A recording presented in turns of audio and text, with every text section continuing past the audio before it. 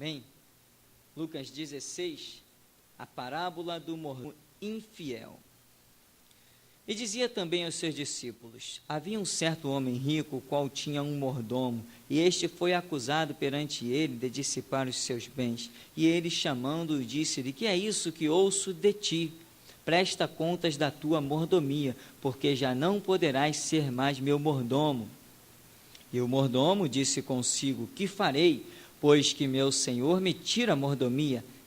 Cavar não posso, de mendigar tenho vergonha.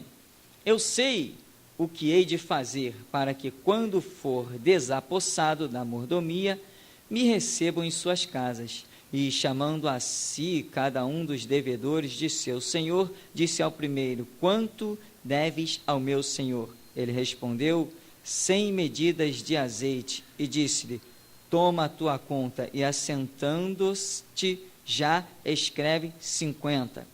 Disse depois a outro: e tu, quanto deves? Ele respondeu: 100 alqueires de trigo. E disse-lhe: toma a tua conta e escreve 80. E levou aquele senhor o injusto mordomo, por haver procedido prudentemente, louvou. Porque os filhos deste mundo são mais prudentes na sua geração do que os filhos da luz. E eu vos digo: granjeai amigos com as riquezas da injustiça, para que, quando estas vos faltarem, vos recebam eles nos tabernáculos eternos. Quem é fiel no mínimo, também é fiel no muito. Quem é injusto no mínimo, também é injusto no muito. Pois se nas riquezas injustas não fostes fiéis, quem vos confiará as verdadeiras? E se no alheio não fostes fiéis, quem vos dará o que é vosso? Amém?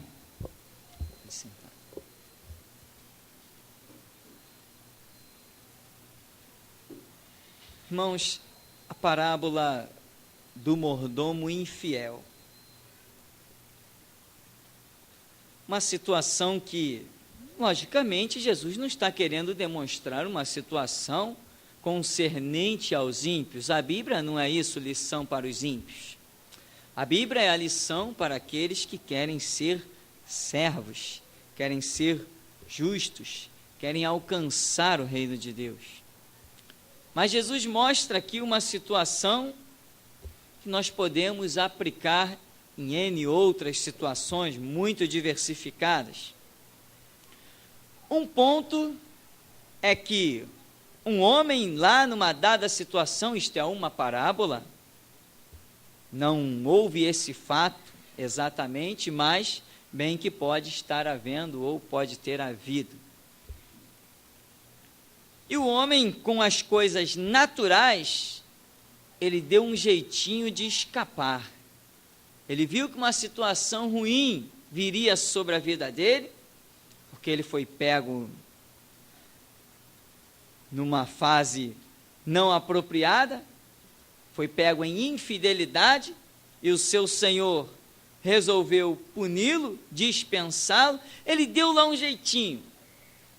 E até depois ele recebeu louvor do próprio Senhor, que o ia despedir. Por quê? O Senhor que o ia despedir viu que ele agiu de uma maneira prudente, vamos assim dizer, uma maneira esperta, uma maneira sábia. Aí Jesus vem e diz: granjeais, amigos com as riquezas da injustiça, para que, quando estas vos faltarem, vos recebam eles nos tabernáculos eternos. Dentre muitas interpretações, querendo de uma maneira direta aplicar para os nossos dias, o que nós vemos hoje? A falta do entendimento dos cristãos. As pessoas têm esquecido que elas, individualmente, representam a Igreja de Jesus Cristo.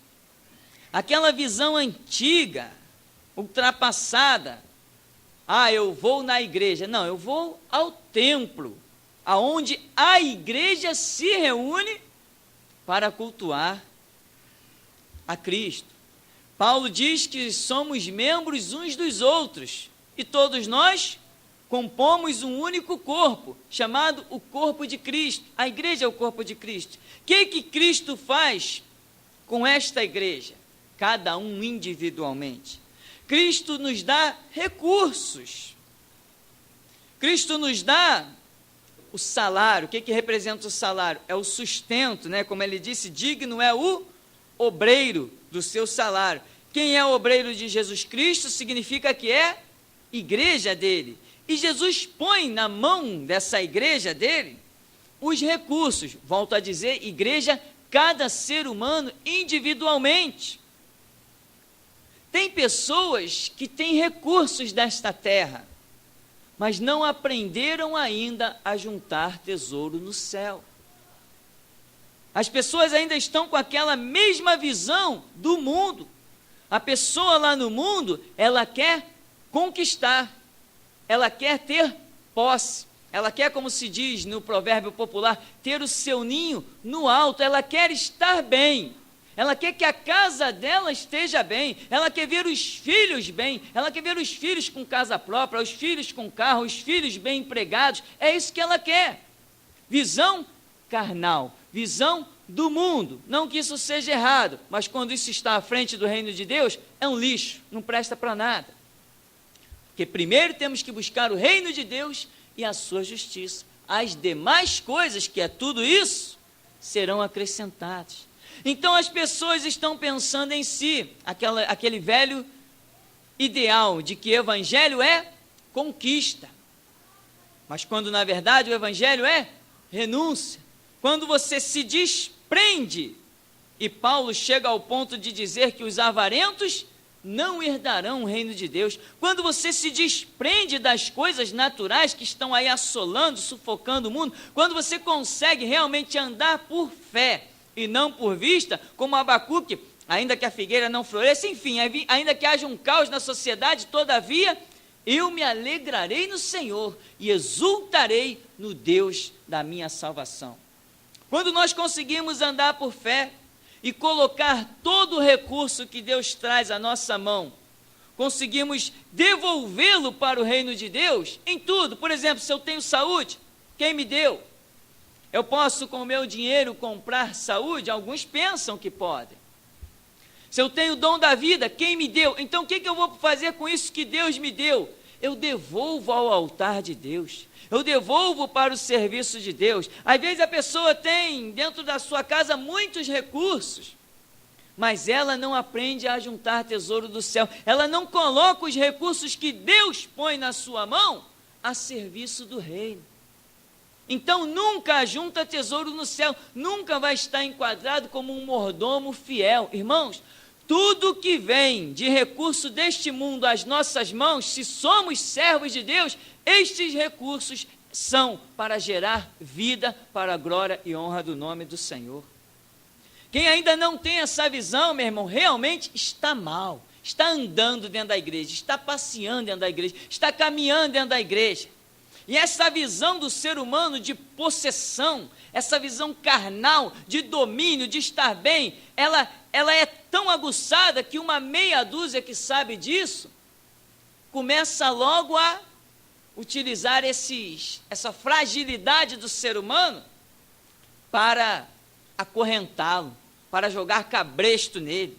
Aí vem o quê? Vem as correntes, vem as campanhas, campanha da vitória, campanha do empresário, corrente da conquista. Olha, dá porque nessa campanha Deus vai te restituir 7 vezes, Deus vai te dar em dobro, porque isso está dentro do ser humano carnal, aquele que realmente não foi regenerado pelo poder da palavra de Deus.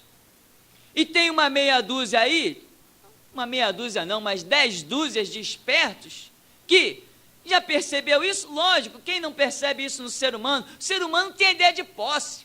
O ser humano quer estar bem, o ser humano quer estar com seu ninho no alto, é meu, né?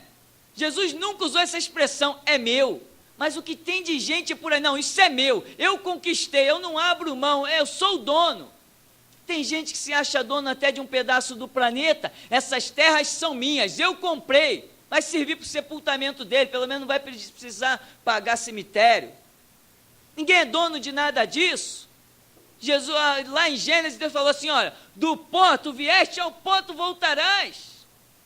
Qualquer dia ainda vão inventar uns caixões aí, com gaveta, um bocado de avarento e mercenário que tem por aí. O que nós estamos querendo, meu irmão, ressaltar?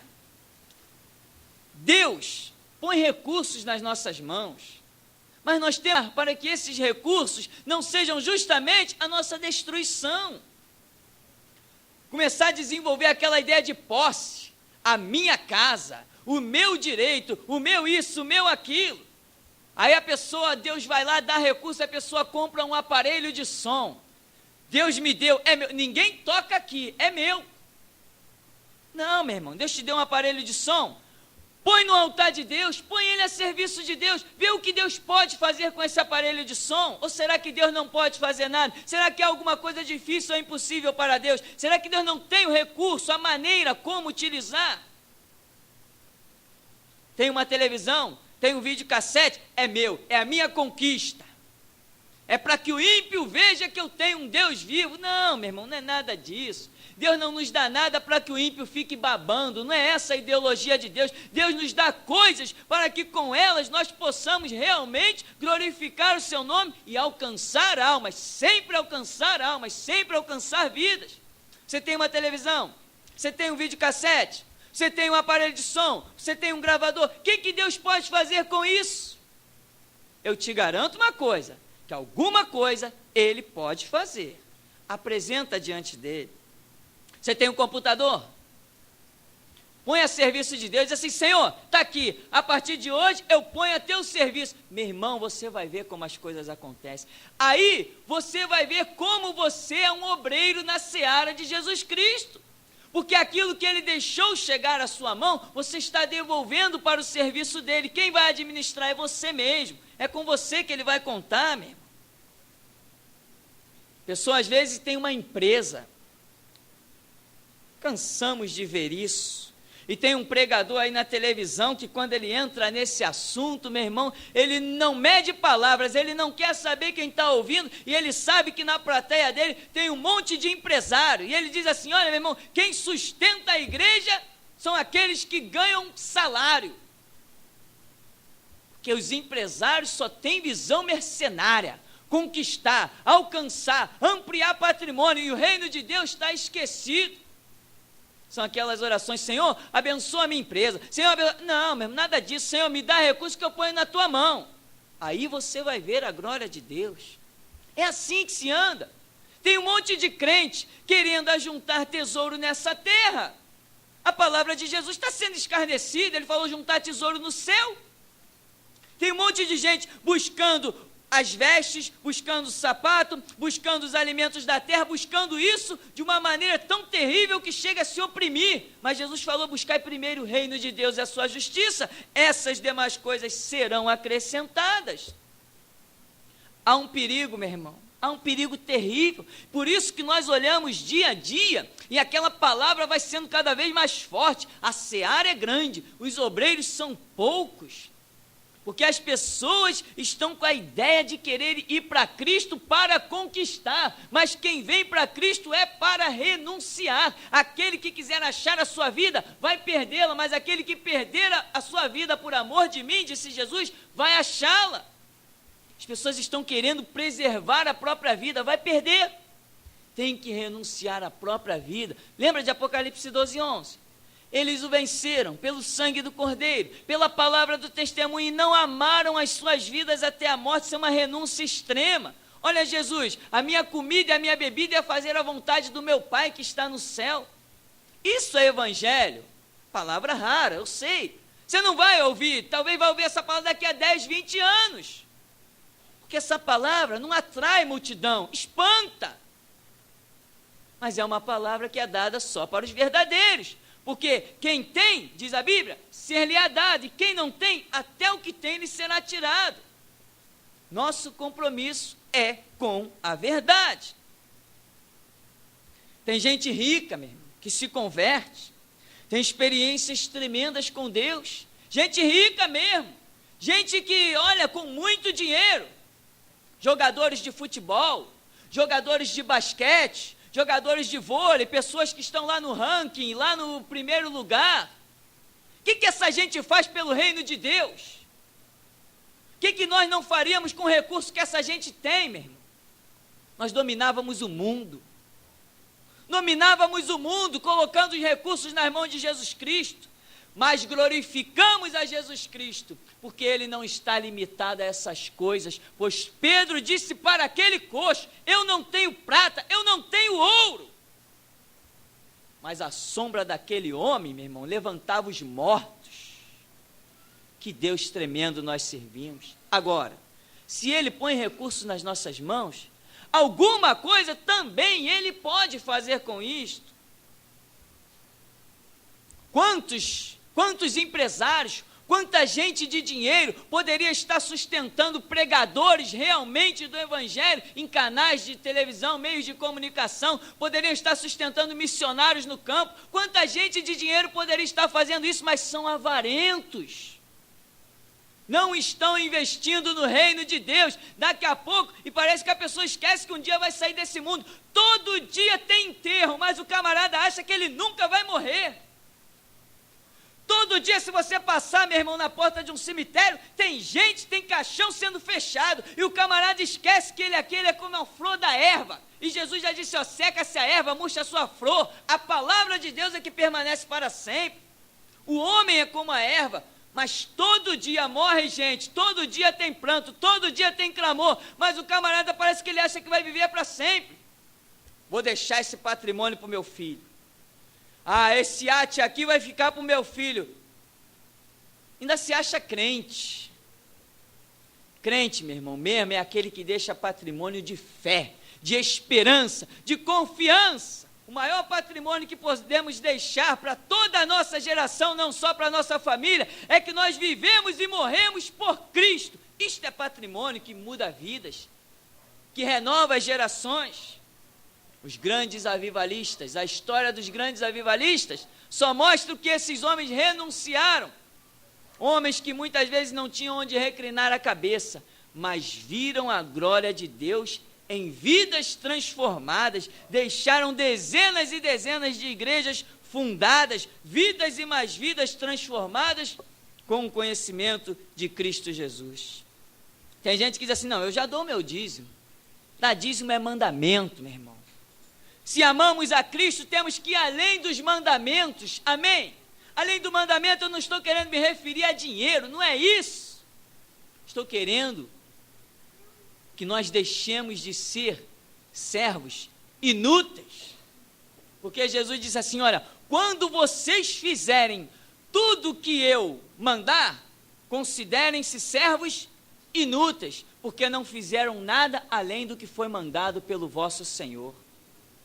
Que tal nós tentarmos ir um pouco além e agradarmos Jesus? Que tal nós imaginarmos que Jesus pode olhar para a gente com um sorriso e dizer assim, você foi além. Você me surpreendeu, vamos dizer, vamos esquecer um pouquinho a onisciência de Deus. Você me surpreendeu, você me maravilhou. Eu achei que você fosse apenas cumprir o meu mandamento, mas você foi além. Que tal? Não seria uma maravilha? Quando, meu irmão, presta atenção num segredo que eu vou te contar. Quando nós conseguimos ir além dos mandamentos, há uma alegria tão tremenda que nos invade, que você não enxerga mais tristeza, não enxerga mais dificuldade, não tem mais dúvida do amanhã, você não está mais preocupado com nada. O mundo vai acabar, o mundo vai se explodir, você só está enxergando a graça, o amor, o favor de Deus, você está vendo a palavra gerada e fervendo dentro de você. Olha, deixa o mundo explodir, porque 1000 cairão ao teu lado, 10.000 à tua direita, e tu não serás atingido. Não temas, eu sou contigo, não te assombres, eu sou teu Deus, eu te esforço, eu te ajudo, eu te sustento com a destra da minha justiça. Quando você consegue ir além do mandamento, Deus se alegra, claro que Deus se alegra. Agora, tem gente que diz assim, não, eu já dei o meu dízimo. Dar dízimo, meu irmão, é só cumprir o mandamento. É uma obrigação. Cumprir o mandamento é como uma obrigação. mas ir além do mandamento é realmente amar Cristo Jesus. Amar mesmo, ter a mente de Jesus Cristo mesmo. Então, meu irmão, o que você tem dentro da sua casa? Tudo que você tem, meu irmão, entrega para Deus. Eu te garanto uma coisa, Ele não vai tirar nada da sua mão, mas Ele vai te ensinar como trabalhar com todas essas coisas para a honra e glória do nome dEle. Não seja um preguiçoso, porque trabalho tem nessa seara, meu irmão. Lembra daquela viúva pobre? Botou lá 1 ou 2 moedinhas, a multidão questionou, mas ela só pode dar isso? Aí Jesus, que tinha visto os ricos depositarem lá os seus dízimos, falou assim, ó, em verdade vos digo, que ela deu mais. Não, não é possível. Jesus, está precisando de óculos, hein? Não viu aquele homem ali, não? Ele trouxe, olha, ele precisou até de ajuda dos servos dele. Viu o vaso de ouro que ele deixou?